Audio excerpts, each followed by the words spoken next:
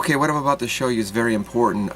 Pay attention to the clips I have about Obama. I want you to understand the reason why people can't understand Bible prophecy is because they don't put all the pieces together. They think that the pieces are working against each other. Is the Antichrist the Pope, or is the Antichrist president? Is the mark of the beast Islam? Is the mark of the beast the microchip?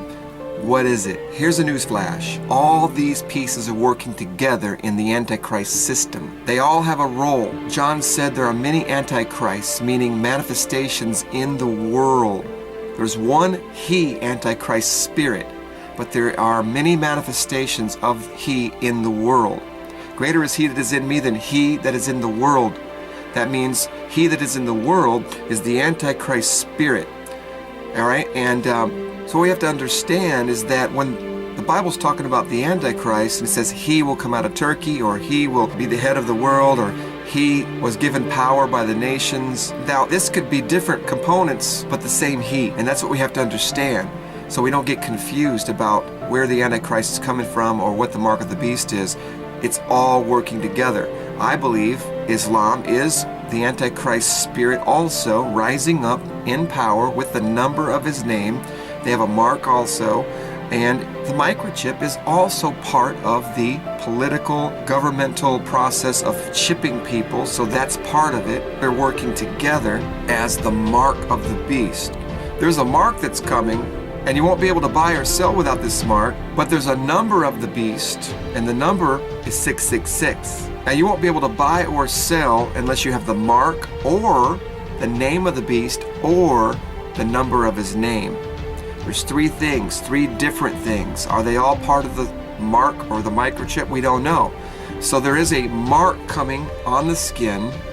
There is also a name of the beast and a number of his name. You have to have one of those three things in order to buy or sell. We don't break it down very clearly when we study this, and we get confused. Now the number of the beast in verse 18 is 666. But there's two other things. There's the mark and there's the name. So the mark that we're talking about is obviously haragma. It is a cut in the skin. That's the mark of the beast. Now there's spiritual marks too. You could have a spiritual mark, but we know that haragma is a physical mark. So there you go. You have a physical mark, you have spiritual marks, you got the name of the beast, the number of his name, and all these components working together as one. So I believe Islam and the microchip work together as one, being different components of the same Antichrist spirit. Today I want to focus on what Obama's doing to form an Islamic, not only America, but Islamic brotherhood around the world. Islam believes that their Mahdi will come riding on a white horse.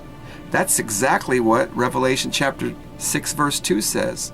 This rider on the white horse comes in at the first seal and creates havoc and destruction and takes over the world. So we believe Obama is that person coming riding on a white horse. Watch my video called The Obama Conquest and look at all the pictures and evidence that we have of Obama being the rider on the white horse.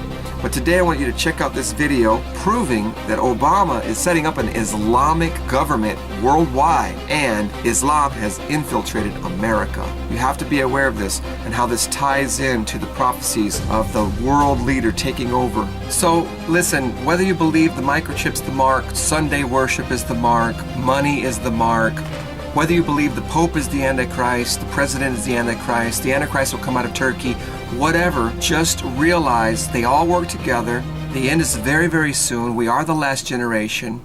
We will see the Antichrist and the mark of the beast revealed before we are raptured. Watch my video on the truth about the rapture and what Jesus really taught.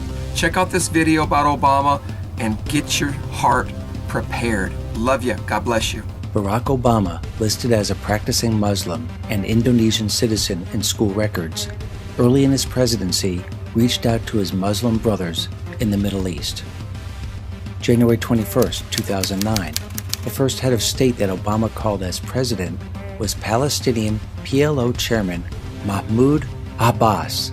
Abbas works alongside Hamas, the Muslim Brotherhood terrorist organization whose charter calls for the annihilation of Israel. April of 2009, Obama secretly met with members of the Muslim Brotherhood in Washington. a group whose own documents call for the destruction of the United States and the creation of a worldwide caliphate. Throughout his presidency, Obama has met with Muslim Brotherhood front groups like the Council on American Islamic Relations literally hundreds of times. The Obama administration is currently gorged with Muslim Brotherhood operatives hiding behind the mask of front groups masquerading as Muslim outreach groups.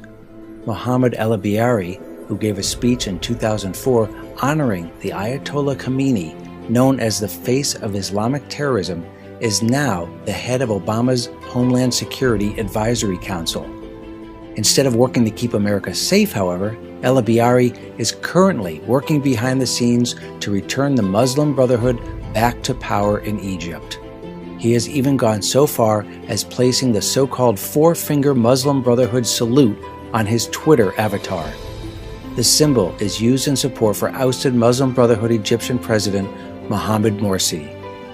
But back to our Muslim Brotherhood Commander-in-Chief, Barack Obama. On June 4, 2009, Obama gave his so-called Cairo speech in Egypt, where he demanded the front row be reserved for Muslim Brotherhood members, to the consternation of then Egyptian President Hosni Mubarak. The Muslim Brotherhood at the time were outlawed in Egypt because of their extensive ties to terrorism. According to Middle East researcher Tony Cartalucci, beginning in December 2010 and early 2011, the U.S. State Department, collaborating with George Soros-funded human rights groups, orchestrated the so-called Arab Spring throughout the Middle East and North Africa, seeking to topple secular governments and replace them with Islamic dictators. On January 14, 2011, after massive rioting, the first leader deposed was Tunisian President Zine El Abidine Ben Ali, who was quickly replaced with an Islamic dictator. April 2011, Yemeni President Ali Abdullah Saleh in the face of the Arab Spring protests and was also replaced with an Islamic dictator. Libya took a little more work on Obama's part. Phony protests and stage riots were not enough. Obama engaged in an illegal war against Libya, spurning congressional approval that resulted in the toppling of Muammar Gaddafi on August 23, 2011. There arose no Islamic dictator, however, only anarchy in which Islamic gangs now roam the streets and murder with impunity.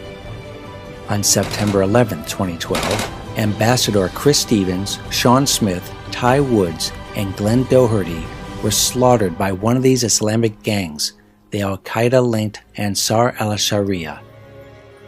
Barack Obama, the Muslim Brotherhood Commander-in-Chief, has not brought one single person to justice. Barack Obama moved on to Egypt, no easy country to topple, given that the Egyptian president, Hosni Mubarak, has been a steadfast ally of both the United States and Israel for decades. Barack Obama, being the master community organizer that he is, organized the toppling of Mubarak himself.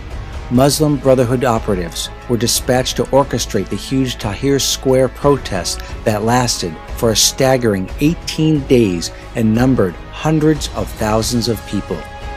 According to Aaron Klein's book, Impeachable Offenses, on January 29, 2011, U.S. envoy Frank Wisner secretly met with senior leader of the Muslim Brotherhood in Egypt, Assam El-Arian, to plot the toppling of Mubarak. During the Tahrir Square so-called protests, with the State Department, George Soros front groups, and the Muslim Brotherhood pulling the strings, her emails hacked from intelligence giant Stratfor and released by WikiLeaks, Barack Obama secretly phoned Turkish Prime Minister Recep Erdogan at least 3 times. The purpose of the phone calls was to discuss the toppling of Hosni Mubarak and his replacement. February 1st, 2011. Mubarak, bowing to pressure from Obama, announced he would step down in 7 months. To Obama, this was unacceptable. Obama informed Mubarak he needed to step down immediately. On February 11, 2011, Mubarak resigned and Obama got on his soapbox to declare to the world that history had been made. But the entire process was a sham. The people of Egypt have spoken, their voices have been heard, and Egypt will never be the same. By stepping down, President Mubarak responded to the Egyptian people's hunger for change. Obama's Islamic dictator, Muslim Brotherhood President Mohamed Morsi, was quickly raised up and immediately amended the Egyptian constitution to give himself dictatorial powers. He then purged the judiciary and military of judges and generals that weren't Islamist. Morsi then went about hunting down his enemies, going on a rampage of torture and murder, including openly crucifying Christians. Barack Hussein Obama, our Muslim Brotherhood commander-in-chief, all the while continued to support Morsi and sent him $1.3 billion in support of his Islamic dictatorship. But the Egyptian people quickly tired of Obama's Islamic brother-in-arms and threw him out, the first country to reject one of Obama's Islamic dictators. Morsi is now under arrest by the Egyptian military, facing charges of murder, kidnapping, and conspiring with the terrorist group Hamas.